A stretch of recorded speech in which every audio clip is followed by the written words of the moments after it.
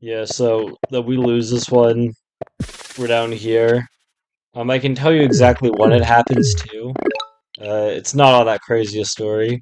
I mean, we see this village in between us, calculating out, when's the optimal time for the two of us to meet. And we figure it's right here, and it makes sense, let's just meet, and I'll step on this village that's right here. But that's actually a very bad thing because this archer probably should have stepped off this city, went up here, still got the meat going, and then straight towards the city. Because Imperius needs to be the one to capture this city.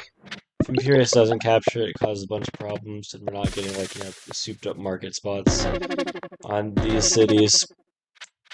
And also, we're never taking this city. So basically, that's the arc of the game. Other stuff happens, but I'm kind of feeling sleepy today, so I'm just kind of gonna let it play out. Maybe I'll like adjust it back every once in a while. But other than that, I'm just gonna let it like play out. See you guys tomorrow, and we'll see if we win the $20 after we win the 3v3 or not. Okay.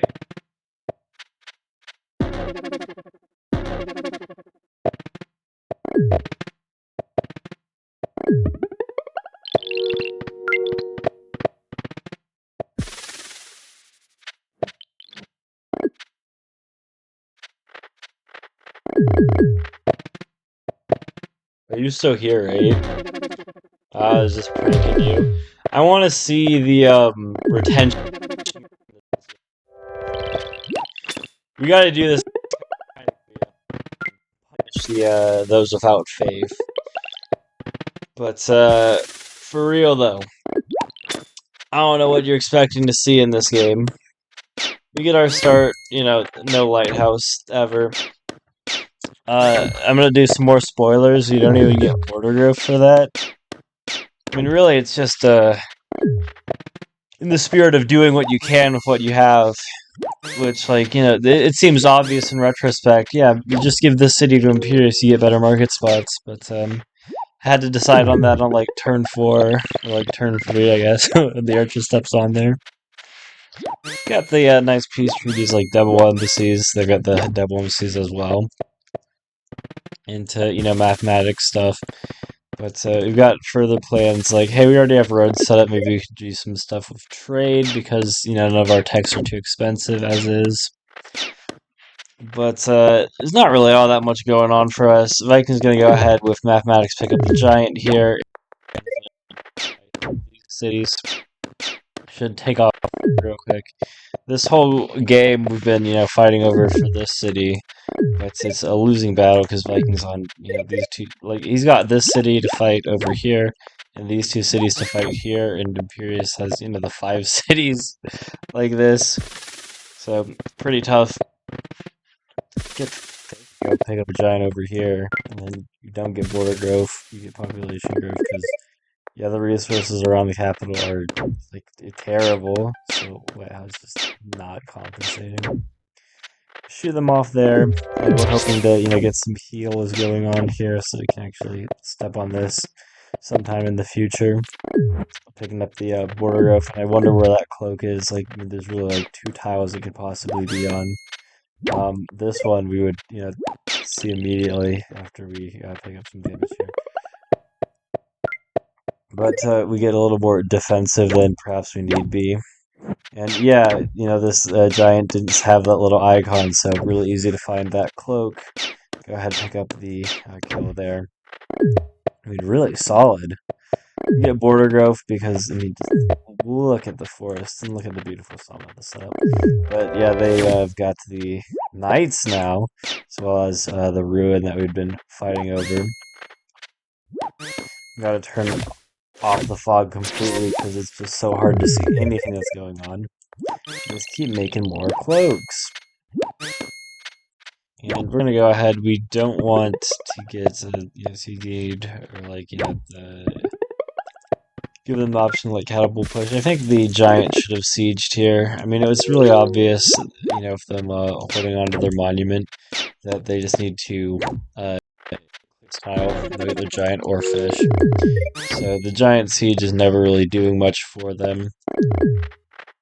It would still have been better to get a giant siege here, though. Um, I mean, the problem, what we're risking with getting a giant siege here is if they update our heading by attacking us, like, in the south, and our giant ends up getting pushed here afterwards, like, it's absolutely trapped. Betrayed by our own bad play. So Vikings working continuously to do this. And I think it was a little bit of a mistake here, maybe, to put the giant up here and step on the rider. I think the giant should have stepped on the city. I mean, it makes sense, though, still, to just not take the city because, there's this much more important city to deal with, the knight as well. We're never actually taking the city, even if the giant does step on, just with the archers, knights, riders that they have over here. And even if we do take the city, it's got, what, a farm, single forest, and a fish. Yeah. Over in the west, we have this development, at least for the last few turns. We've got these markets, like, they're all level 3 markets. And, I mean, really, they're just, so yeah, talking about the market setups from earlier, and we switch the positions. So you can go ahead, drop them, some over here, and immediately these markets are level 4. But this also sets up this, level 8 market here. We could probably chop down here. This, set up like level 5 instead of level 3. So, immediately I have 1, 2, 3, 4, 12 extra stars per turn from the markets, just if I took the city instead of Viking. Had the city much, earlier. The archer went ahead and grabbed it too. Boy, we're going ahead, use the defensive knight chains. I ignored this bit last turn, but we advanced too early, kind of running out of time of the pressure situation. So we end up losing one of our giants over here. We're working on getting as many other giants as we can on these cities, but we really have to play. This city is still at level 2, so we've got the option of a wall into the future. I'm gonna go ahead and pick up an archer and allow this veteran knight to get some damage here. But, I mean, they are losing 2 knights doing this, so something that we're hopeful that we can, take advantage of, but really it's not the best, 'cause, I mean, we're kind of doing the same stuff here, like dealing damage to their knights, their own giants, but they've got just more cities to trade knights from, so it's a lot less punishing for them. We go ahead and use the sawmill to pick up the wall here. Vikings got his own roads, and yeah, like a level 5 market here, the upside of taking this. Although, yeah, still not as great as. Again, harping on this, but it is, a very important point in understanding this game. If I had just taken the city to begin with. I got my catapult here, and this is one of the difficult parts about working with catapults, is that, yeah, you want to use them immediately because they are so slow. But leaving them on this unit, not training any other units, makes things difficult for you. We got so many stars, though, with my markets that I'm able to go straight to philosophy and archery.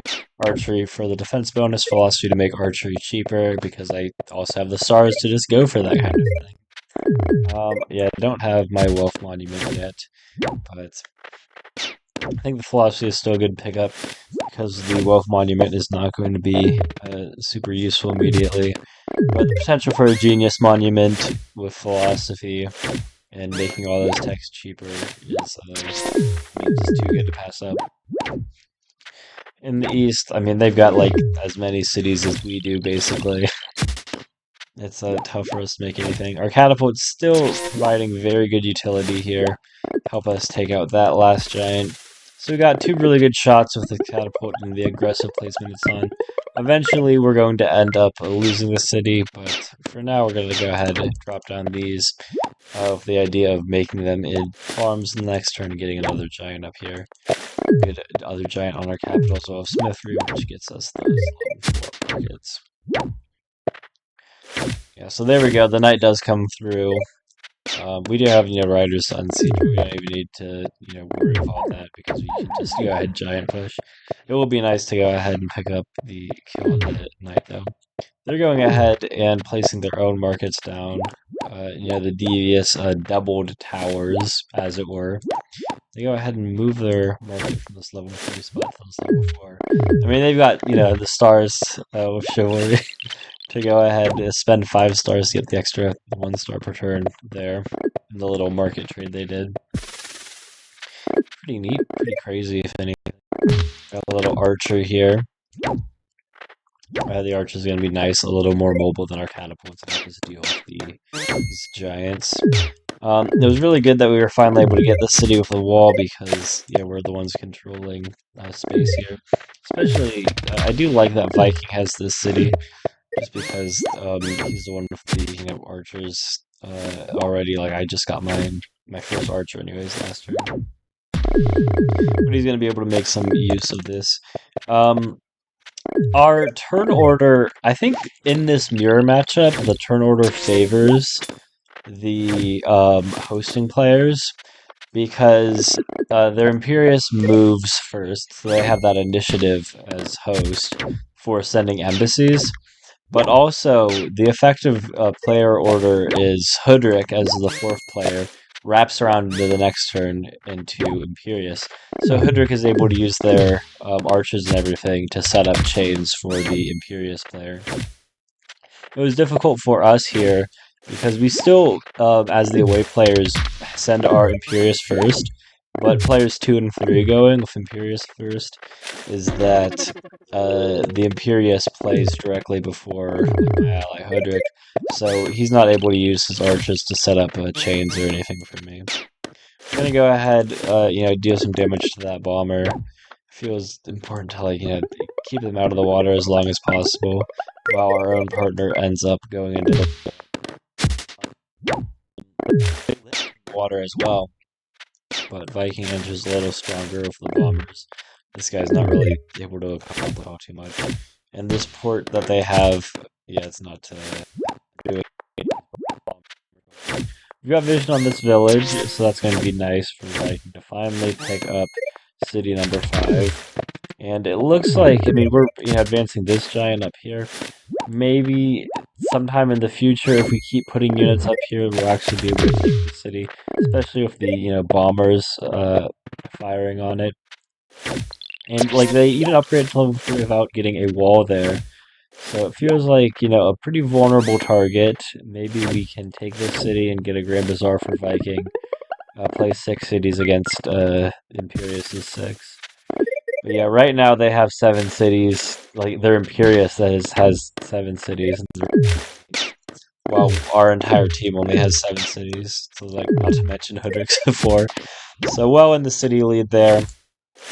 As well as, they just have vastly superior markets that they're working with. While they try to get set up in this little pocket. We do take out that one bomber, but yeah, they're, putting their units in the water and they have all these full health giants. Now, finally getting their own market set up after all this time. And they've got these ports back here, so they have no problem with their navy either. We're going to go ahead and make sure we destroy that raft before it has a chance to become a bomber. Not that it matters too much because they just drop a couple defenders in right away, and that's too many problems for us. Viking goes ahead, picks up a defender siege, and it looks crossing our fingers for that anyways. But yeah, with this knight in range, as well as this couple of riders.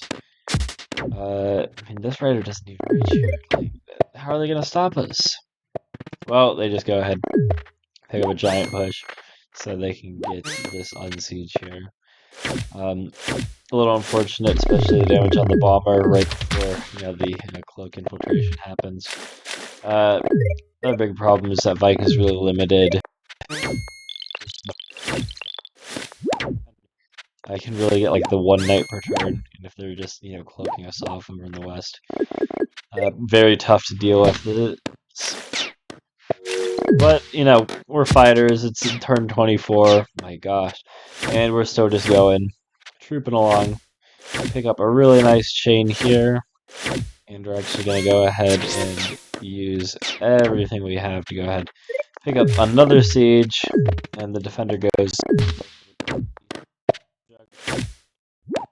bombers forwards, but we've got some knights, so we can still pick up some damage over here. Yeah, I mean, they take this attack, but it doesn't really do much. We are holding on these three cities, and we are refusing to give up. But yeah, they go ahead with the bomber splash, or sorry, juggernaut splash, and two knights break through and get this heartbreaking chain straight through the Vikings' capital, as well as this, giant siege over here. I mean, things were looking pretty over here, but this is the turn that they play. Lose either city actually immediately, but I mean, it's clear the trajectory of what's going to happen here. They go ahead with a little Tower of Wisdom, late game with Mark.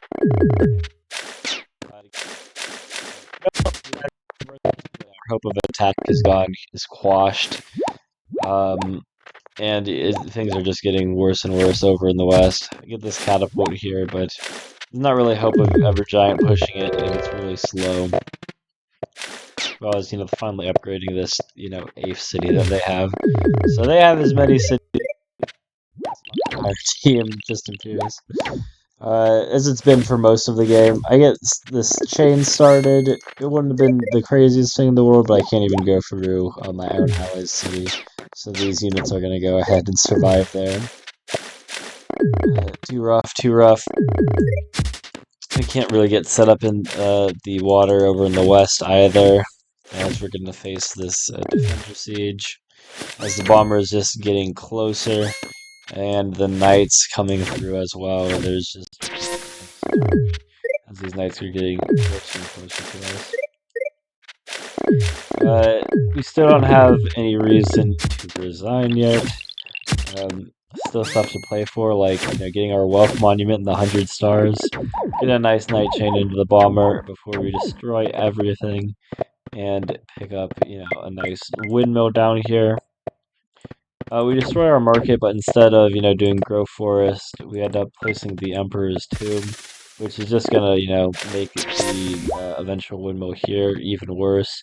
So realizing that I've misplayed so horribly with the Emperor's tomb down, I go ahead and resign here because I mean it's pretty clear the trajectory of this. We are not winning this. It was still very fun to play though. And this ties up the record 1-1 as we, fight for the $20 in round 3 tomorrow.